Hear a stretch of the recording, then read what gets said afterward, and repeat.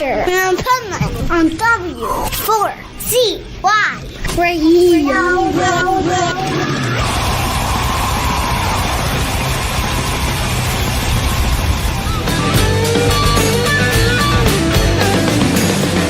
Purple haze coming all around. Don't know which pine boy must fall down.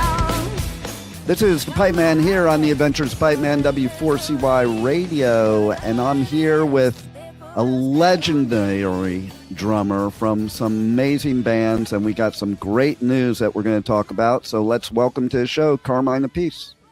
Hello. I'm very excited because last time we talked, we were talking about, the return of Cactus and Temple of Blues 1. Yeah. And now we have Temple of Blues 2. So that's pretty cool. It is cool. It took a long time to do it, it took about eight months to put it together. I mean, it was ready in December, but we waited until April 3rd because we were putting together this live Cactus show, for charities. And that was April 3rd. We did the show, so they released it April 3rd, which is less than a month ago. Yeah. Everybody seems to love it. Oh, I was listening to it. I think it's incredible. I love that version. I love the version of every song, but I really loved a lot Purple Haze. That was pretty cool. That's pretty wild, right? I know.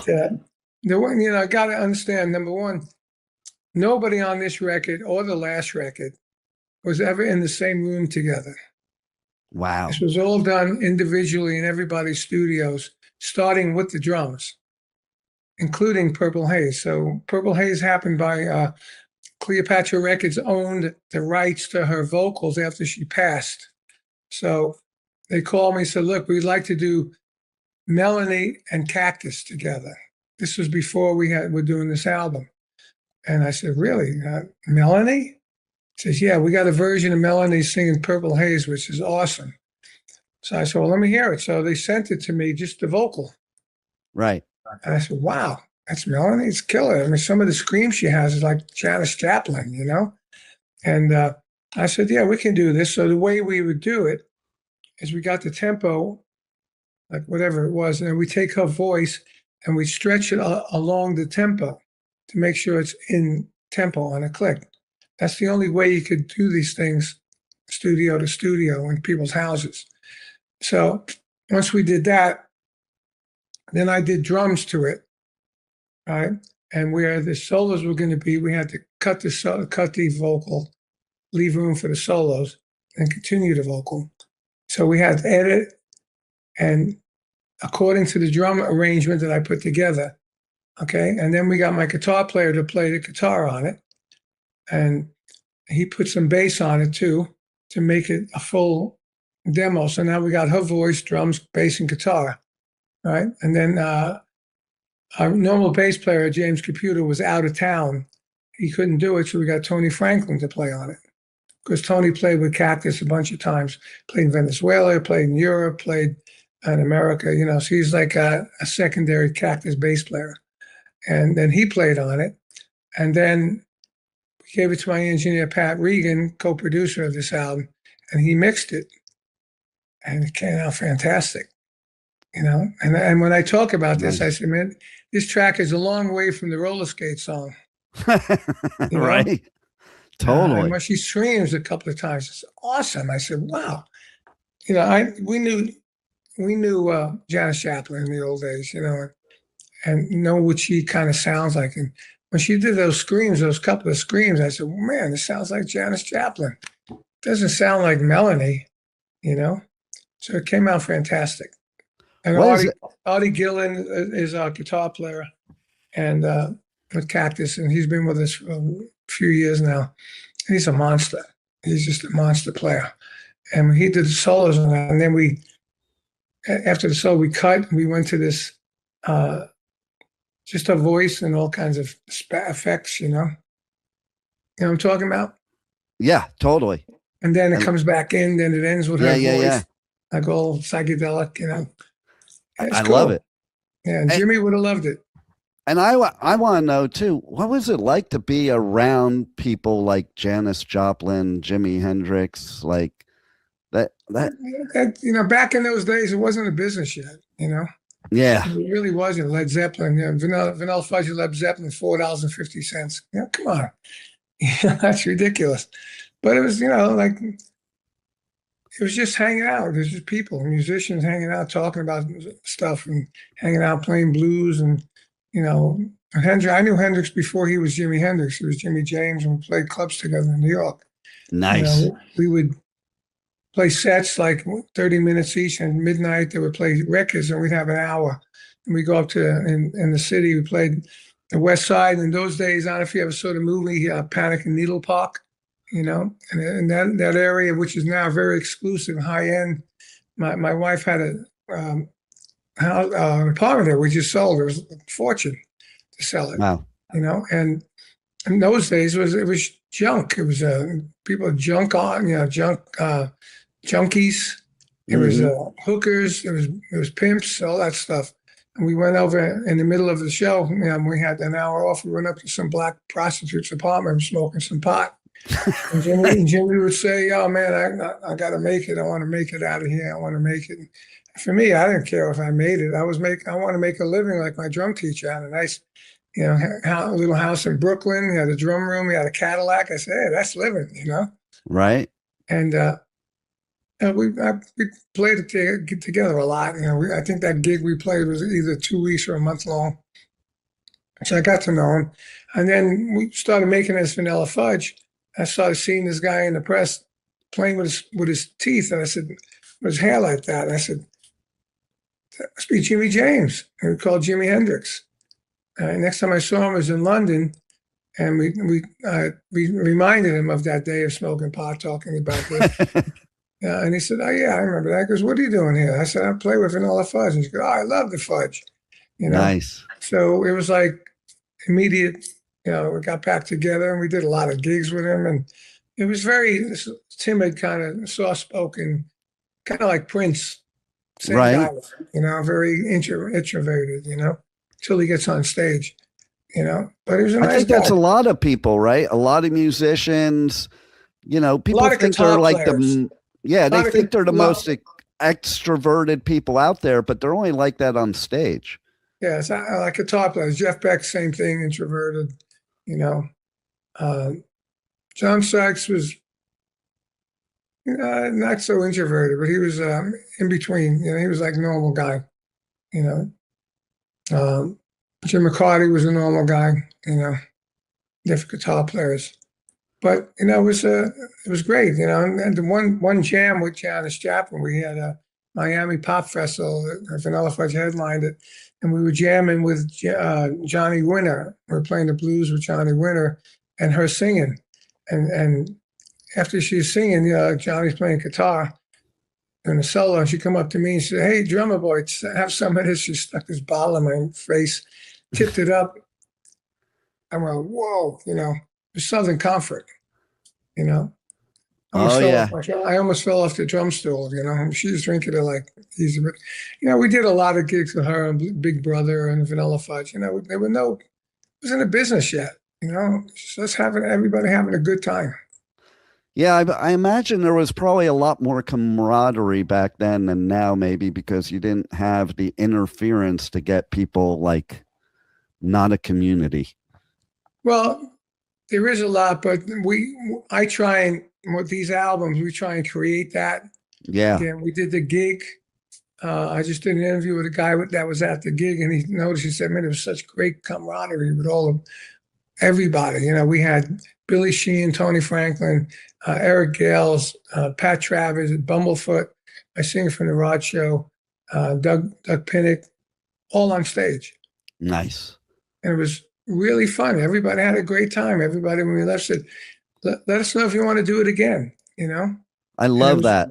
I love that. It was fantastic. And we filmed it and we recorded it. So maybe we'll end up releasing it and giving it to a charity. We did this charity here. We gave thousands of dollars to all these different charities, like Tunnel to Towers and Music Cares, Music Will, St. Jude Hospital, It was great doing this, giving money to them. And now we videoed. If we get it out, whatever we make on that, we just give it to them. It's great feeling to help people like that. Absolutely. And everybody felt it. I mean, we sat around. We did it at this Arcada Theater in St. Charles, where everybody's played there.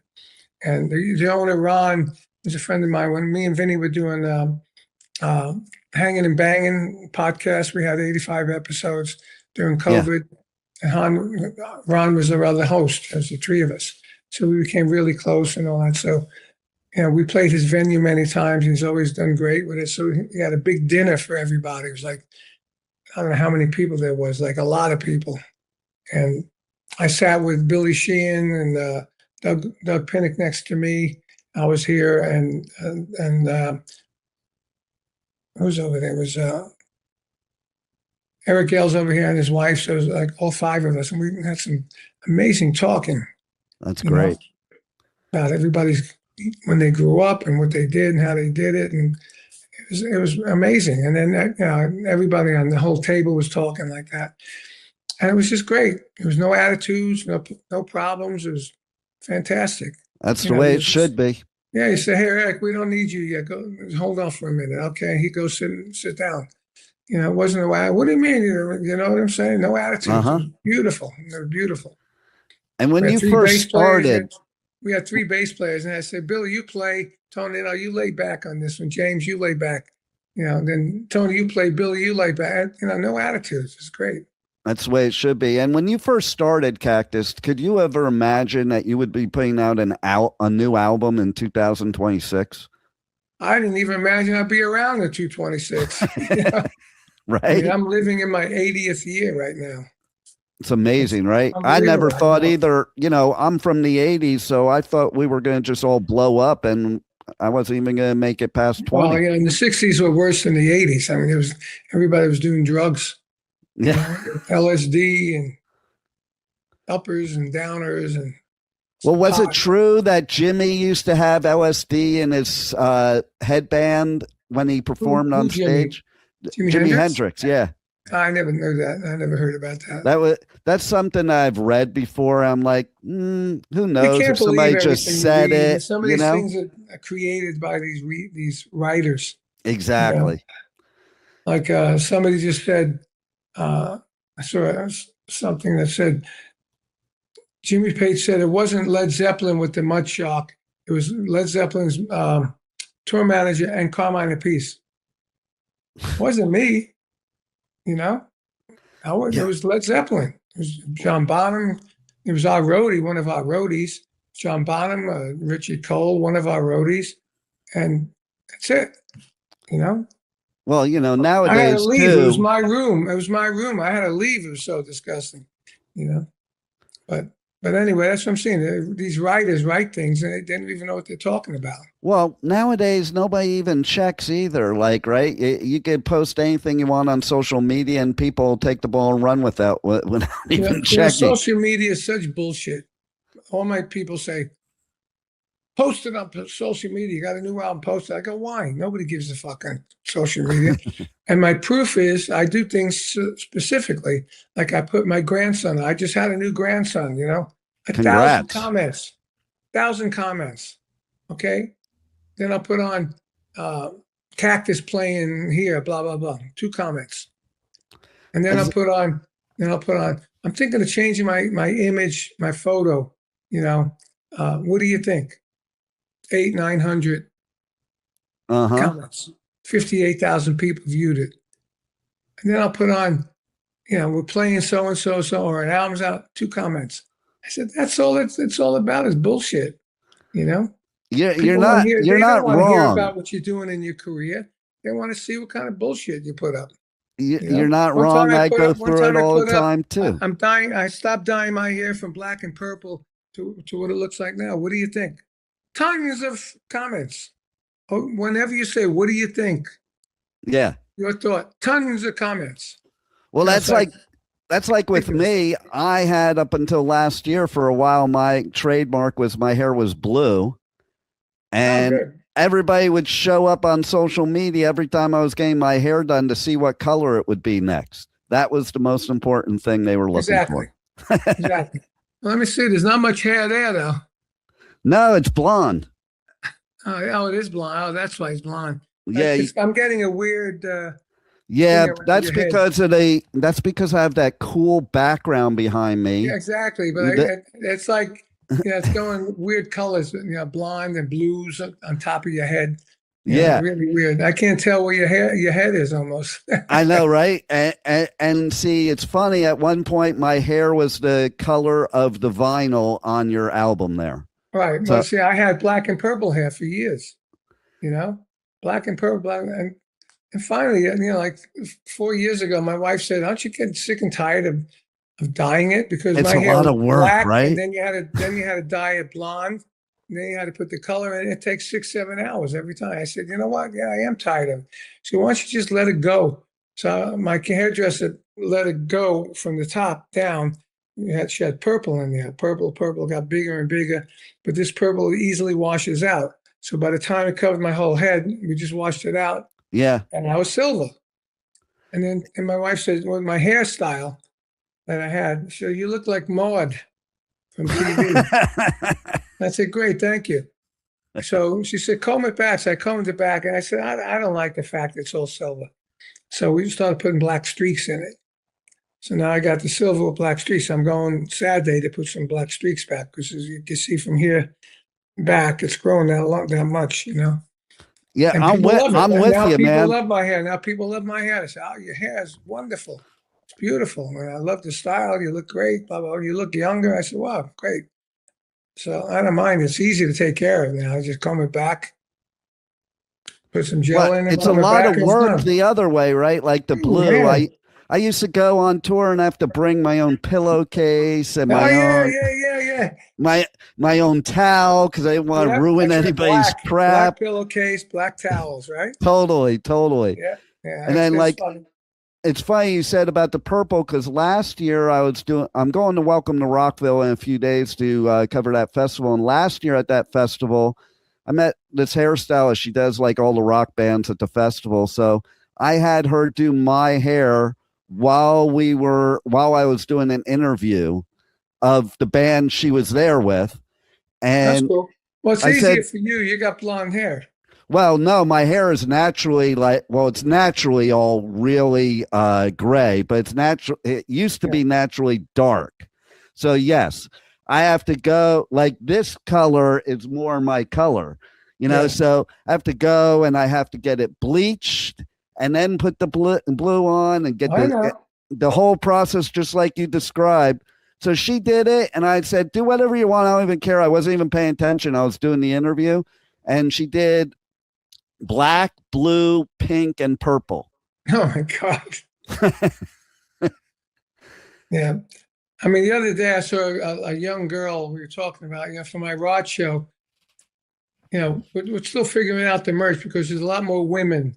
The only shirts we have for men is the Sex Police shirts and hats. That Rod we used to run around with that, and somebody had a woman, we go up to hallway Sex Police with a sex, and then when you heard that coming, if you had a woman, you tell her, "Be quiet." You don't want them to bust your room up, But I'm trying to figure out what colors, for women. So I said, maybe we should get a pink hoodie with the Rod logo on there. That might look cool. So my merch girl says, "Yeah, maybe go." So we walk into the service station. There's a young girl wearing a pink hoodie, streaks of pink in her hair, and blonde and blue, and it looks so cool. I told her, I said, "Wow, you look cool." She goes, "Your hair looked cool." She goes, "Thank you so much." But the pink hoodie looked great. So now we're testing at the Chicago show we're doing now next week. We go to 3 hoodies, and medium, large, and extra large, in pink with the zipper, Nice. with the Rod the Show logo here, which is like a set of lips with a guy that looks like Rod with a mic holding, like Rod would be. If you go to rodtheshow.com, you see what I'm talking about. Anyway, so it's pretty cool. That is cool. And so with this new album too, Temple of Blues 2, you brought back people that were in the first Temple of Blues, but then you have some new additions too. Yes. And I think it's cool the variety of people you have, because You have somebody like Bumblefoot, you have somebody like Nugent, but then you have somebody like Alex Skolnick and Yeah, Rudy Alex. Sarzo and He was Tracii a Guns. surprise. Rudy was on the last one, but Alex was the surprise one because I had his number. And I called him. I said, "Hey, dude, we're going to do this Cactus album. We did the one. I explained what it is. I'd like you to be on it." He goes, "Yeah, man, no problem." And when you do an album like this, everybody has to get the same amount of money. Yeah. You can't have one guy get 800 and one guy get 300, and the other guy get 200. So everybody got the same money across the board, And I say, favorite nations, of course. We got to get releases from everybody. And after we do it, you got to sign a release, no problem. So Alex was, yeah, let's go. And then when I heard what he did, I said, oh my gosh, this guy's a freaking monster. I mean, I heard him with Testament, but when you hear him playing your music, you get to see how great he is, because he's not in his element. Yeah. He's out of his element. And that's what a great musician is.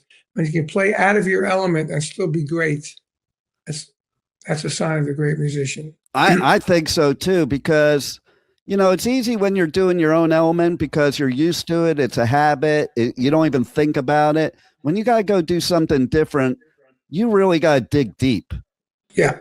That's why, I do these sessions for Cleopatra. I did Hush by Deep Purple. They're doing a tribute to Purple. I did Hush. I did some other things. Now, this week, they just sent it today. I'm going to do a track, Crazy Train, with William Shatner. Wow. Captain Kirk is talking over it. So pretty cool. I can't wait for that. I like doing different things, And look at my career. Vanilla Fudge to Cactus to BBA to Ted Nugent to Rod Stewart to Ozzy, It's all different music, but I keep playing the same way. But I adjust myself to the music. That's what makes you a great musician. Yeah. And it's funny. I'm going to tell you something funny. I don't know if you know this or not, because our studio was in Wellington, Florida for like 18 years. And right across the street from our studio, there was this place called the Gypsy's Horse. It's now some Indian place now, but there used to be this tribute show there all the time, Hot Rod. And it would be so funny because the women from Wellington would all show up there, be packed, and they would act like he really was Rod Stewart, like they were fawning all over him. Yeah, we're playing at the Boca Black Box, my Rod show, June 14th. We're doing 2 shows there in one day. Nice. That show kills. That show kills. Like I said, look at the website. Rod, when I told Rod what we're doing, I said, everybody was calling it a tribute. It's not a tribute with me in it. And Catcher, who played with Rod 14 years. If you see a beautiful blonde chick on the sax with Rod, that was her. And between her and me, we had 21 years that we played with Rod. Right. And difference is, when I was with him, was Rod Stewart group. We wrote songs. I produced stuff with the background vocal. We had percentages of the road. It was not Rod and the group. Right. So we were part of it. So I tell stories in the show. We have a background video. It starts with Rod, what he is, how he started, how I ended up in his band, and then she was in his band. And then you got Rob Cottle plays Rod, starring Rob Cottle as Rod Stewart. It's like a show, and it's all women. We played in the villages, the villages. Totally. Like 1,000, 1,200 people when we do the show. And they're probably freaking out at the villages. They probably love it. They love it. They love it. And we're going to video that show, I think, on June 14th. And then we drive down here and we come play at the Black Box, 2 shows there. So it's 300 people. We do like average over 500 people everywhere we go. So we figured we could play 2 shows at the Black Box. It's just a nice video. It has really nice screens behind it. We'd be able to probably do 2 shows and either sell out or come close to selling both out. That's why we decided to do it. I wanted to play the Parker Playhouse, but it never happened yet. But I think if we do this and we do well down here, then we can move the next time to the Parker Playhouse or something like that. My friend Liberty DeVito plays there with his Billy Joel show. Oh, okay, And yeah. his show's okay, but my show is a show. You know, they just play the songs. My show's a show. We tell stories. When we do Hot Legs Fire, comes up from my drums. You know, we got confetti at the end. We got everyone singing "Do You Think I'm Sexy?" and that singing Maggie May. I mean, this guy Rob Cottle gets everybody singing just like Rod Stewart does. I love it. That's why I'm playing with him. I feel like I'm back with Rod. So when I sent Rod the fact that we're not calling it a tribute or anything, we're calling it Rod the Show, a celebration of Rod, a celebration of music and legacy of Rod Stewart. So I sent that to him. And he sent back an email and said, I'm honored. I said, wow, I'm honored that you're honored. You know? Nice. And then the promotion in the background video, as it comes up, it says that Rod was honored that we are doing the show, you know. So kind of endorsed by Rod. So it's way beyond like this singer, he knows every outfit Rod ever had. Wow. We sent a picture to Rod and said, man, what do you think? He looks like you. He goes, man, he looks like me. He dresses like me. And he's got real hair. It's not a wig. Right. You know? And then Cactus said, and he sings like you. And he does. He sings like Rod. Some people who we video, it's on the website, you know, said, I saw Rod and I saw this show, and this show is better. Wow. How about that? Everybody's got to go then. And you also have a show coming up here in May. Yeah, May 16th, we got Vanilla Fudge coming to the Boca Black Box. And, you know, and we just finished 10 days. So this is like good. You know, it's 2 weeks later. We're playing the Boca Black Box. We're tight. And then I got a couple of weeks off. I'm going to St. Martin with my wife because we have a house down there that she rents. So we got to go down there 3 or 4 times a year, you know. And people go, oh, that's great, vacation. Yeah, it's not vacation. We go down there and fix stuff. And you know, instead of here, I usually face the other way with my computer, but I'm doing it this way so I have a background instead of a television, you know. Yeah. And basically, I sit there and look out at a canal and a lake. Down there, I do the same stuff looking out at an ocean. You know, exactly. And we go out to eat and enjoy ourselves. And then once I come back from that, then we come back on the 7th, and we got the 13th. I go up to the Villages, and then the 14th we come down, play here. And I was going to do a clinic at Jalupis. You know what Jalupis is? Mm-hmm. I was going to do that, but they want to do it outside. I said, no, I don't want to do that. So we'll do it next time. And then I got some time off. I think we're going to do some Cactus in July and beginning of August. And then we start up again with the Rod Show in August and different things. I have a bucket list thing I'm doing. It's me playing with the Colorado Springs Symphony Orchestra, Philharmonic Orchestra, playing 4 Rod songs and telling some stories. I love it. How about that? That's like going to be so cool. We played with my Rod show. That would be fun. We did with my Rod show. We did an orchestra in California gig. And my friend's son, who's a musical genius, is in NYU doing all composing and all that now. And he was at 16. He wrote all the charts for a 50-piece orchestra, all the Rod Stewart songs that we did in the Palm Desert Symphony Orchestra with the Rod show. And it was fantastic. But this one's just me. That's my bucket list. Just me. No band. Me. Let's make that happen. I think we need to make that happen. They got my friend that was the guy that funded the foundation that funded the Cactus show. He gave money to the symphony orchestra, and I've been talking to them about the Rod show. And they said, "Look, we're doing a show called the Knights Show. The Knights meaning Paul McCartney knighted, Elton John knighted, Rod Stewart knighted, and I think somebody else. And they got 4 singers from Broadway are going to be singing it. So it's going to be like a stiff upper lip, you know. I can't play in a suit, you know.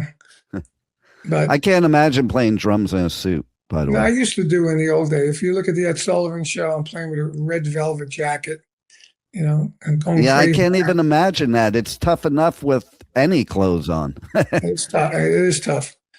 But yeah, so a lot of good things going on. I love it. And everybody's got to check out Temple of Blues 2. It's killer. Yeah. I listened to the whole album and it is killer. I love it. I can't believe all these years later you're still putting out some great music and doing great shows. So I thank you for giving me a lifetime of great music and everybody else too. Thank you. And Well, thanks you know what? I refuse to do crappy music. If I'm going to do a record, it's going to be good. Any record I do, whether it sells or not, it's going to be great. There's stuff you probably never even heard of because the label never did that. It's that thing called a Peace Perdomo project. It's all instrumental with this guy, Fernando Perdomo, who's a really talented musician. He plays bass, guitar, piano, drums. And we did this instrumental album. And we got like Billy Sheehan on it and Bumblefoot and Derek Sherinian on it. And it's killer. We did 2 records. You probably never heard of any of them. I didn't. Yeah. And now I'm going to have to look for them. Check out this one song. It's called Drum City. Okay. Carmine Appice and Fernando. And what it is, I did some paintings with a friend of mine who is an artist. He does like children's looking art, So I did a bunch of artwork with him and we renamed them. So one of them is called Drum City, where I drew a city out of drums. And then he would colorize it, all these beautiful colors, pinks and purples and everything. So when we did the song Drum City, I named it Drum City, and we did the video. Like you got that background, the whole background was all my paintings. Wow. Drum City, we did like the Leaning Tower of Drumza, Drumhenged, That's brilliant. And they're beautiful colors. And I've sold some bunch. I've sold some stuff in stores in New York and everything. We did some of that. And one thing called Drumhead, which is a floor tom with a head in it, the eyes and the mustache, with all notes coming out of it. But it's beautiful. You can look it up, Carmine Appice, and Ed Heck artwork, So we did the Drum City video with me and him. And we animated it. Like I had little cars in the thing. And when the editor said, I can animate the cars for another $400, I said, do it. So you got the cars are animated. You got Drum City, Brooklyn, and Manhattan. And you have a hi-hat is the bridge going over the Hudson. And you got, my partner's over there. I'm on top of a building somewhere, and my partner's walking across the bridge. The cars are moving. It's killer. But you never heard it. You're just you're an amazing artist all around, musician, artist, everything. I love it. And you definitely have impacted many lives. And I'm glad you're here. I'm glad you have new music. And thanks for being on the Adventures of Want to say Pipeman. something funny?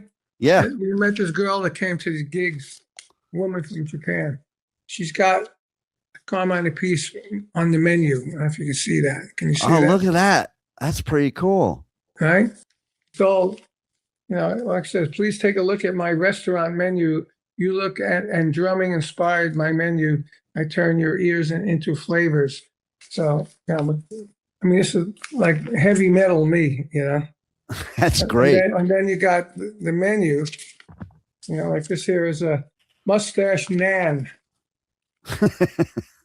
It's like, must be like an Indian restaurant, That's wild. And she came to the gig wearing Guitar Zeus shirts. And here's another one called, what's this one called? Mustache HB Nan, inspired from Carmine Appice. You see that? It's unbelievable. So she flew in from Japan to see 2 Vanilla Fudge gigs. She did the VIP. First day she comes in with all this Carmine stuff on. She has a Guitar Zeus. She has a Carmine drum key. She has Carmine this, Carmine that, Boy, I get no money for it, but it's on the internet. And then the next day she comes with a fantastic Carmine t-shirt with all different pictures of me embroidered in one picture, and beautiful colors. And she had all this other stuff, and she has the menu. I said, wow, this is crazy, But that's what they do in Japan. Like there was a club, a nightclub, like a drinking club where they had bands called BBA from my Beck Bogan Appice. It was a BBA club. I called it, amazing. Japan was amazing. But, they love their music over there. They love their music over there. She was a beautiful girl. I thought she was 20. She was like 44 years old. Wow. And these women don't get married young over there, And I Maybe married that's her. why they stay looking young. I had a Japanese wife for 5 years. Oh, really? Beautiful, beautiful. They know how to treat a man. Let's put it that way. Well, there you go. There you go. But I love it. I mean, with the studio in there, I just walk through, turn on the computers, the drums are there, they never move. The humidity's the same, the AC is the same, they sound the same. I can record something today, go in next week and fix it.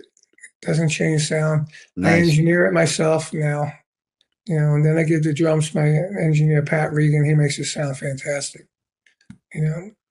Well, the new album definitely sounds fantastic for sure. And Thank you. And thanks a lot for being on the Adventures Everybody go out Pipeman. and buy it so we can hit the charts again. There it is. Charts, okay? They can't listen to my show unless they go out and buy it. That's right. I agree. Cool, man. Thanks a lot. See you May 16th. Come down see the fudge. Definitely. Thank you for listening to the Adventures of Pipeman on W4CY Radio.